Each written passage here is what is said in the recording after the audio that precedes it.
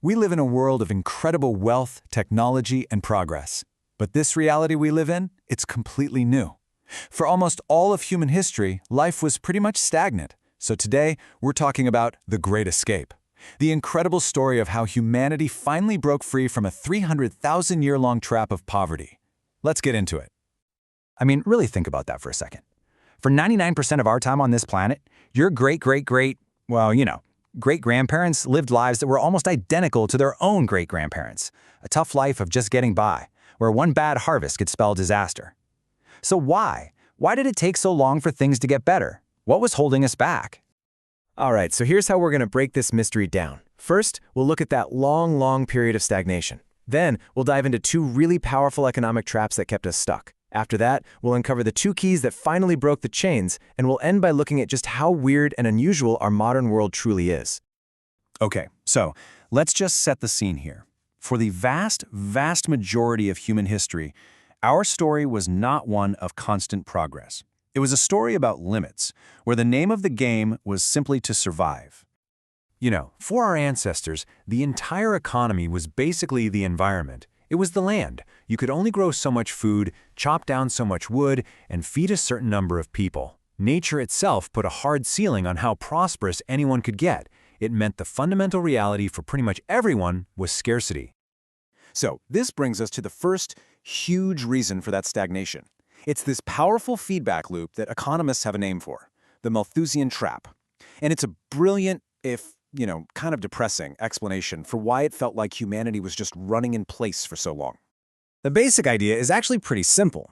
Whenever humanity figured something out, a new tool, a better farming technique that made life a little bit easier, what happened? Well, population grew, and all those new mouths to feed would just eat up whatever surplus was created.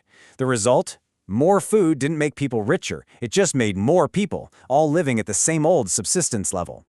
And you can see the cycle right here. Step 1, you invent a better plow. Great.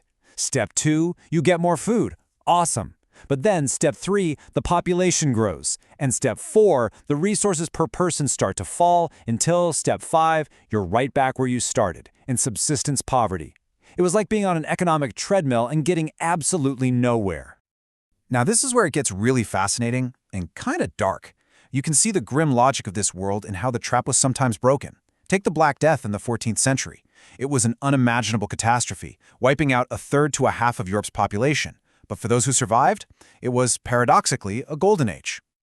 All of a sudden, workers were incredibly scarce, and with fewer people to do the jobs, the survivors could demand way higher wages. Land was cheap, but labor was expensive. And you can see it plain as day on this chart. Real wages for ordinary people just shot through the roof. For a couple of generations, life actually got a whole lot better. And this wasn't just about money. It had massive social effects. The old feudal system, which was built on lords having tons of cheap peasant labor, started to fall apart. But here's the kicker. This golden age couldn't last. Better wages and more food eventually led to, you guessed it, more people. And within a few generations, the population recovered, and Europe found itself slipping right back into the same old Malthusian trap. Okay, so the Malthusian trap explains why early societies were stuck. But this actually raises a whole new question. What about the really advanced civilizations? The ones with huge populations, stable markets, and incredible knowledge. Why didn't they break free? I mean, this is one of the biggest questions in history. Take late imperial China. They had technology and institutions that, in a lot of ways, were way ahead of Europe. We're talking printing, gunpowder, huge complex markets. So, what gives? Why didn't the Industrial Revolution kick off there? Well, the answer lies in a second, much subtler trap. It's called the high-level equilibrium trap, and the whole idea is this incredible paradox. A society can become so good, so perfectly optimized for using its massive population for labor that it actually stops innovation in its tracks. Why would you spend a fortune developing a complicated machine when you can just hire thousands of people for practically nothing? This slide lays out the dilemma perfectly.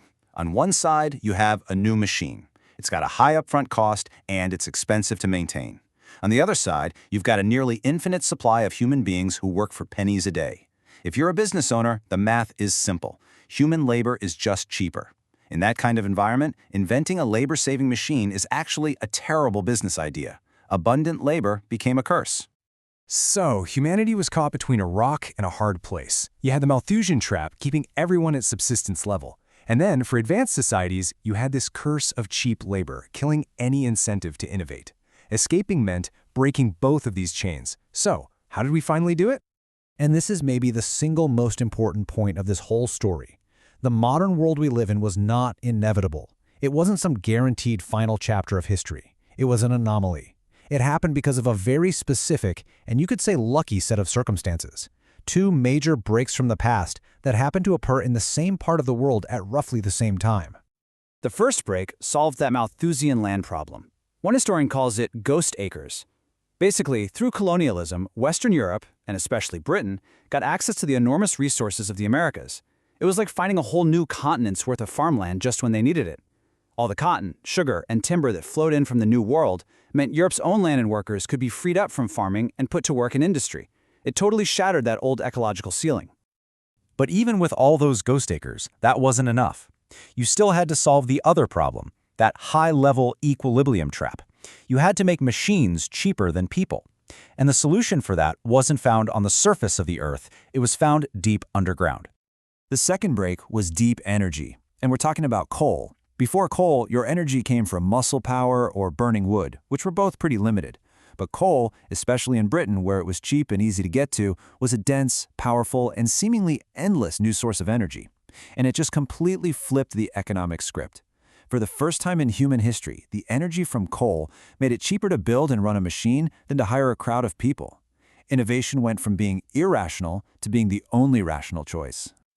So, there you have it. The land trap was broken. The labor trap was broken. The chains were off, and the world was never going to be the same. The Great Escape was complete, and it kicked off what historians call the Great Divergence, where one part of the world just rocketed ahead of everyone else. And it's so important to remember that it was the synergy of these two things. It was the combination that was the magic ingredient. Ghost acres without cheap coal probably would have just led to a bigger but still poor pre-industrial society. And cheap coal without all the raw materials from the colonies wouldn't have had anything to power. It took both together to light the fuse of the Industrial Revolution. And the result of that explosion is the world we're all living in right now, a world of sustained economic growth, something that has only existed for about 250 years. Out of 300,000 years of modern human history, that is just a blink of an eye. It's not even a rounding error. It's a brand new phenomenon. So the big takeaway here is that our world, this way of life that we all take for granted, isn't the default setting for humanity. It's a recent, fragile, and historically weird anomaly that was built on an incredibly unlikely escape from these ancient traps. And that leaves us with a pretty big question, doesn't it? Knowing just how contingent and fragile this all is, what does that mean for keeping this progress going into the future?